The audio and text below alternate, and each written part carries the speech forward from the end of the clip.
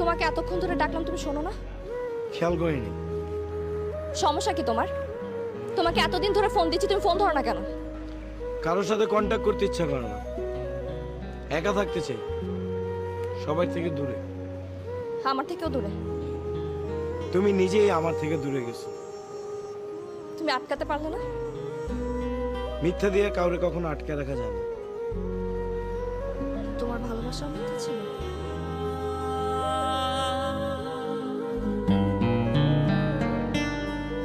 না।